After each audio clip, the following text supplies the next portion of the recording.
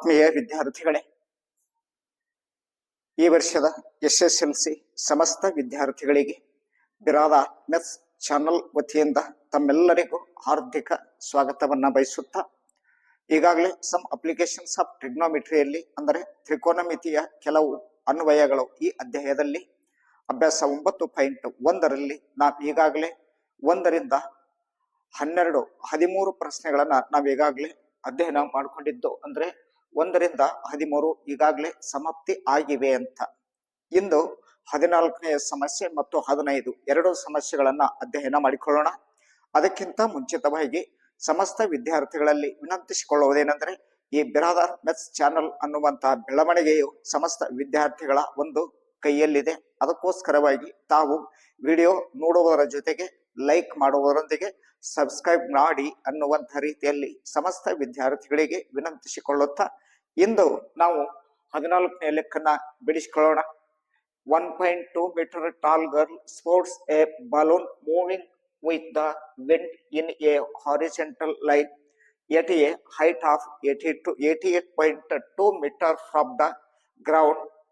The angle of elevation of the balloon from the eyes of the girl at any instant is 60 degree.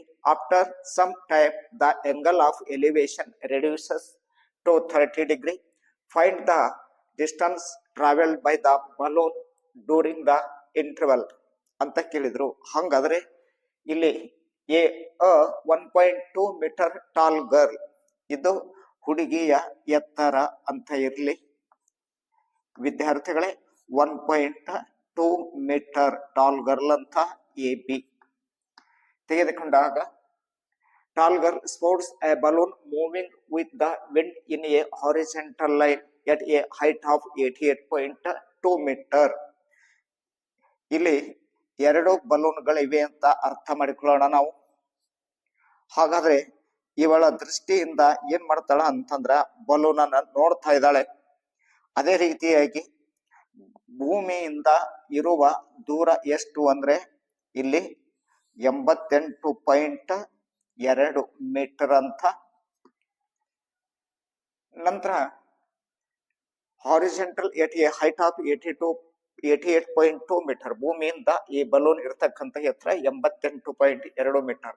From the ground, the angle of elevation of the balloon from the eyes of the girl at any instant is 60 degree. ಹಾಗಾದ್ರೆ ಇಲ್ಲಿದಿಂದ ಇವಳು ನೋಡಿದಾಗ ಎಷ್ಟು degree ಉಂಟಾಯಿತು ಅಂತಂದ್ರೆ 60 degree ಉಂಟಾಯಿತು ಅಂತ.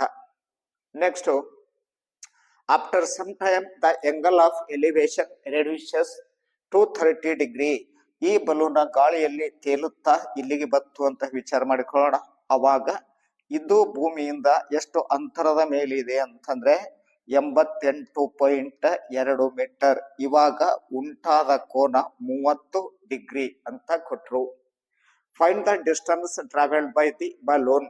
ಈ ಬಲೂನ್ ಇಲ್ಲಿದಿಂದ ಇಲ್ಲಿಗೆ ಅಂತ ಹೋಯ್ತಲ್ಲ, ಈ ದೂರ ಎಷ್ಟು ಅಂತ ಕೇಳ್ತಾರಲ್ಲಿ, ಇದು ಸಿ, ಇದು ಡಿ, ಇ, ಆನಂತರ ಎಫ್ ಅಂತ ಇರ್ಲಿ.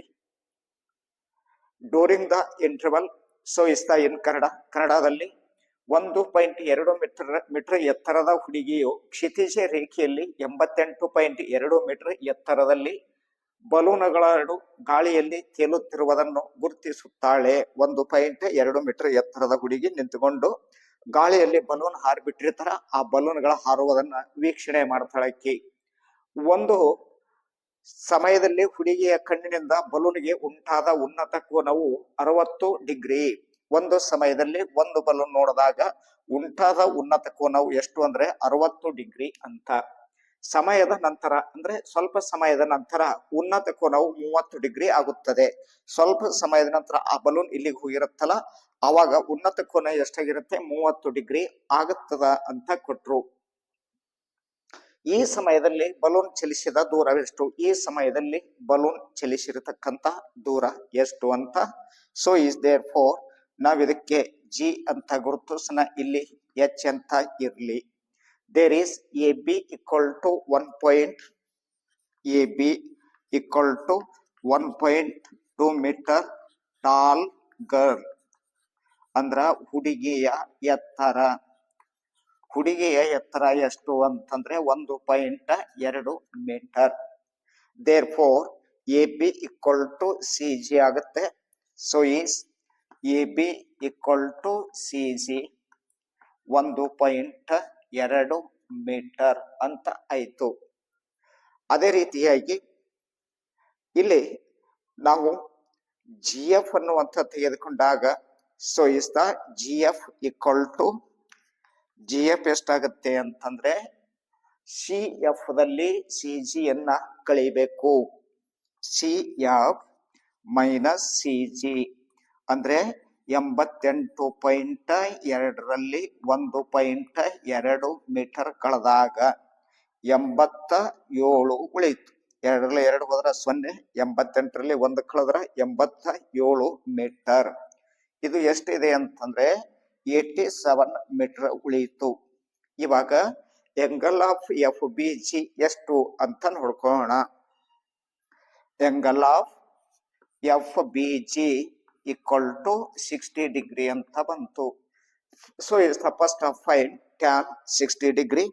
ಮೊದಲ ನಾವು ಟ್ಯಾನ್ 60 ಡಿಗ್ರಿ ಅನ್ನ ಗುರುತಿಸಿಕೊಳ್ಳೋಣ. ಟ್ಯಾನ್ 60 ಡಿಗ್ರಿ ಅನ್ನ ಗುರುತಿಸಿಕೊಂಡಾಗ F G upon B G ಅಂತ ಬಂತು. F G upon B G ಅಂತ. ಟ್ಯಾನ್ 60 ಅಂತಂದ್ರೆ 0, 30, 45, 60 ರೂಟ್ ಆಫ್ ಬಿಲೋ ಫಿಂಗರ್ ಅಂತ ಬಂತು. So is the root of 3 ಅಂತ ಹೇಳ್ತೀವಿ. ರೂಟ್ ಆಫ್ 3 ಎಫ್ ಜಿ 87 ಅಂತಿದೆ. So is the 87. B G ಎಷ್ಟಿದೆ ಅಂದ್ರೆ ಗೊತ್ತಿಲ್ಲ. B G so is the same of B G ಅಂತ ಬರ್ಕೊಳ್ಳೋಣ. ಇಲ್ಲಿ B G root 3 B G into root 3 equal to 87. B G equal to 87 by root 3 ಅಂತ ಬಂತು. B G ಅಂದ್ರೆ ಎಷ್ಟು? 87 ಬೈ ರೂಟ್ ಆಫ್ 3 ಅಂತ ಬರುತ್ತೆ. ಇನ್ನ ಅದೇ ರೀತಿಯಾಗಿ so is the next angle ನಾವ್ ಏನ್ ಮಾಡ್ತೀವಿ ಇವಾಗ ಅಂತಂದ್ರ ಇ ಬಿ ಎಚ್ ಅನ್ನ ಬಿಡಿಸ್ಕೊಳ್ಳೋಣ. ಇ ಬಿ ಎಚ್ ಅಂತ ತೆಗೆದುಕೊಂಡಾಗ ಟ್ಯಾನ್ 30 ಡಿಗ್ರಿ ಅಂತ ಹೇಳ್ತೀವಿ. So is the number of 1. Tan 30 degree ತೆಗೆದುಕೊಂಡಾಗ ಎಚ್ ಇ ಅಂತ ಬಂತು. ಎಚ್ ಇ ಅಪಾನ ಬಿ ಎಚ್ ಅಂತ ಹೇಳ್ತೀವಿ. So is the B H ಅಂತ. ಟ್ಯಾನ್ 30 ಡಿಗ್ರಿ ತೆಗೆದುಕೊಂಡಾಗ 1/√3 ಆಗುತ್ತೆ. Tan 30 degree 1/√3. ಎಚ್ ಇ ಎಷ್ಟು ಅಂದ್ರೆ 87 ಆಗುತ್ತೆ.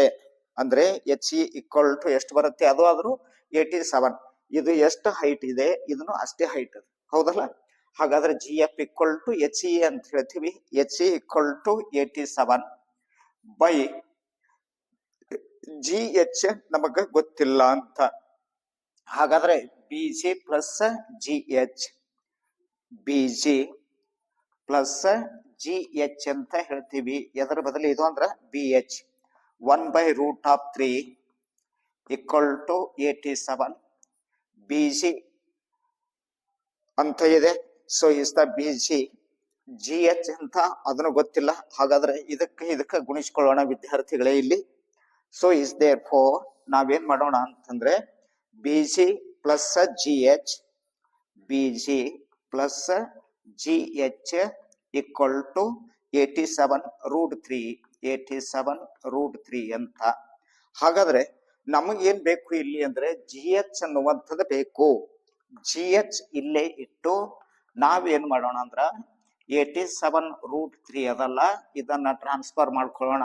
ಮೈನಸ್ ಜಿ ಎಚ್ ಆಗುತ್ತೆ. ಇಲ್ಲಿ ಜಿ ಎಚ್ ಬೆಲೆ ಬೇಕು ನಮಗ. ಹಾಗಾದ್ರೆ ಬಿ ಜಿ ಅನ್ನ ಹೆಚ್ಚು ಕಡೆ ಕೊಟ್ಟು ಕಳಿಸಿದ್ರ ಮೈನಸ್ ಬಿ ಜಿ ಆಗತ್ತೆ.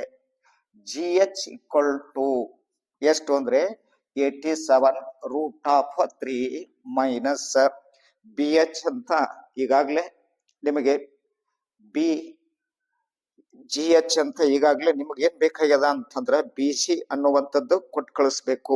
ಬಿ ಜಿ ಎಷ್ಟಿದೆ ಅಂದ್ರೆ 87√3 ಅಂತಿದೆ. ಸೊ ಇಸ್ ದ 87 ಅಪಾನ್ √3 ಅಂತ. GH equal to ಎಷ್ಟು ಅಂದ್ರೆ 87 ಸಾಮಾನ್ಯ ಅಪವರ್ತನ ಹೊರಗೆ ತೆಗೆದೇವು ಅಂದ್ರ √3 ಮೈನಸ್ 1/√3 ಆಗುತ್ತೆ. So is therefore GH equal to ಎಷ್ಟು ಅಂದ್ರೆ 87 √3. So is therefore √3 minus ನಾವು LCM ತೆಗೆದುಕೊಂಡಾಗ ಇಲ್ಲಿ so is the LCM of √3 √3 1 √3 equal to √3 ಒಂದ್ಲೆ 3 3s 9 ಆಗುತ್ತೆ 3. So is the 1 1s 1. There is GH equal to 87 ಮೂರರಲ್ಲಿ ಒಂದು ಕಳೆದ್ರೆ 2 ಅಂತ ಹೇಳ್ತೀವಿ. ಹಾಗಾದ್ರೆ 2/√3 ಬಂತು. 2/√3 ತೆಗೆದುಕೊಂಡಾಗ so is therefore GH equal to 87 into 2/√3 ಅಂತ ಇಲ್ಲಿ. So is therefore GH equal to 87 2 into √3 3 3s 9 ಆಗುತ್ತೆ 3 ಅಂತ ಬಂತು. 3 1 3 2 6 3 9 27. GH equal to 29 into 2 29 into 2 √3 ಅಂತ ಬಂತು. ಹಾಗಾದ್ರೆ GH equal to ಎಷ್ಟು ವಿದ್ಯಾರ್ಥಿಗಳೇ ಇಲ್ಲಿ ಅಂದ್ರೆ GH equal to 29 into 2 58 √3 metre ಅಂತ. ಈ ರೀತಿಯಾಗಿ ಎರಡು ಬಲೂನ್ಗಳ ಮಧ್ಯದಲ್ಲಿ ಇರುವಂತ ಅಂತರ ಎಷ್ಟು ಅಂದ್ರೆ 58 √3 ಮೀಟರ್ ಅಂತ ಅಧ್ಯಯನ ಮಾಡಿಕೊಂಡು 15ನೇ ಸಮಸ್ಯೆ ಯಾವ ರೀತಿ ಬಿಡಿಸಬೇಕು ಅಂತ ಅಧ್ಯಯನ ಮಾಡಿಕೊಳ್ಳೋಣ. Straight highway leads to the foot of a tower. A man standing at the top of the tower observes a car at an angle of depressions of 30 degree which is approaching the foot of the tower with a uniform speed.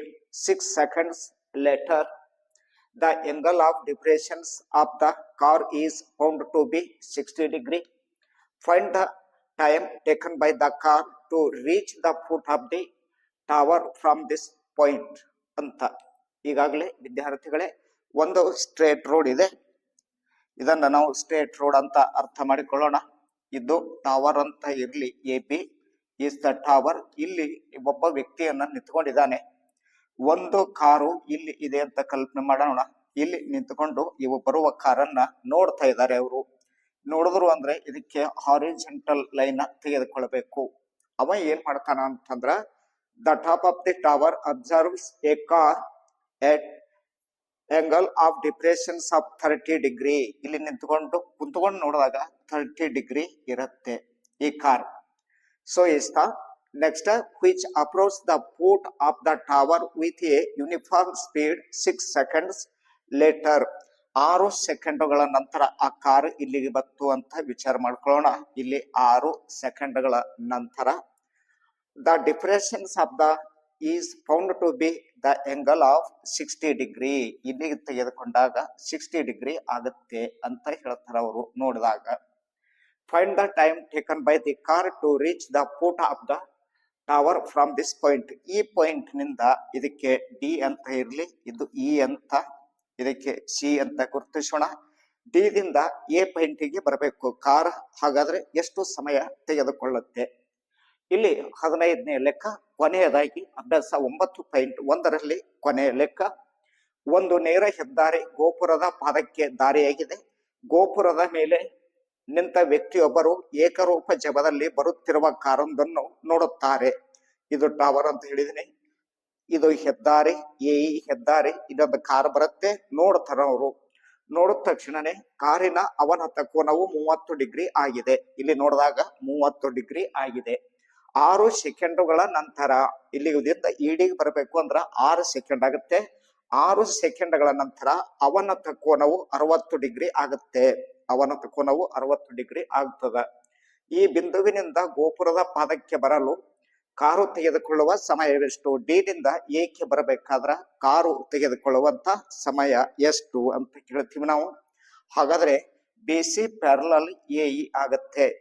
So tan 30 degree ತೆಗೆದುಕೊಳ್ಳೋಣ. So ಇಷ್ಟ tan 30 degree. Tan 30 degree ತೆಗೆದುಕೊಂಡಾಗ A B upon A E, A B upon A E. Tan 30 1/√3 A B A E ತೆಗೆದುಕೊಂಡಾಗ 6 plus D A ಅಂತ ಬಂತು.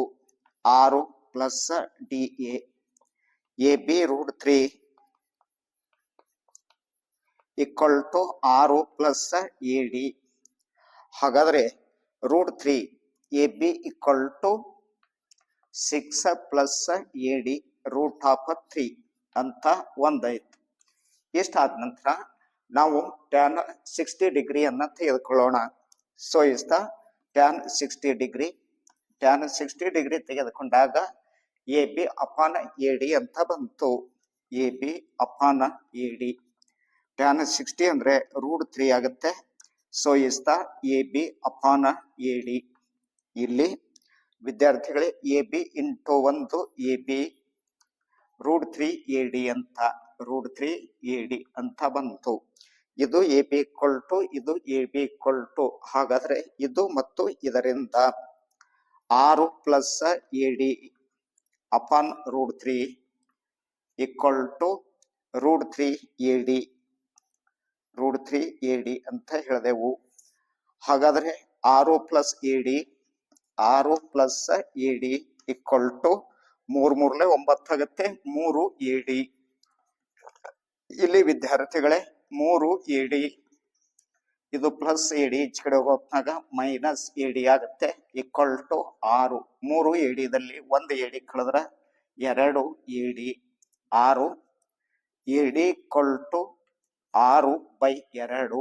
2 1 2 3 A D equal to 3 ಸೆಕೆಂಡುಗಳು. ಎಷ್ಟು seconds ತೆಗೆದುಕೊಳ್ಳುತ್ತೆ ಅಲ್ಲಿ ಬರಬೇಕಂದ್ರ 3 ಸೆಕೆಂಡ್ಗಳು ತೆಗೆದುಕೊಳ್ಳುತ್ತೆ. ಈ ರೀತಿಯಾಗಿ ನಾವು ಈ ಒಂದು ಸಮಸ್ಯೆಯನ್ನ ಬಿಡಿಸಬೇಕು ಅಂತ ಅಧ್ಯಯನ ಮಾಡಿಕೊಂಡಿದ್ದೀವಿ ವಿದ್ಯಾರ್ಥಿಗಳೇ. ಸಮ್ ಅಪ್ಲಿಕೇಶನ್ಸ್ ಆಫ್ ಟ್ರಿಗ್ನಾಮೆಟ್ರಿ ಈ ಒಂದು ವಿಭಾಗದಲ್ಲಿ 9.1ರಲ್ಲಿ ಬರುವ 15 ಲೆಕ್ಕಗಳನ್ನ ಬಿಡಿಸಿಕೊಂಡಿದ್ದೀವಿ. ನಾಳೆ ಮುಂದಿನ ಅಧ್ಯಾಯವನ್ನ ಮುಂದಿನ ವಿಡಿಯೋದಲ್ಲಿ ಅದನ್ನ ಅಧ್ಯಯನ ಮಾಡಿಕೊಳ್ಳೋಣ.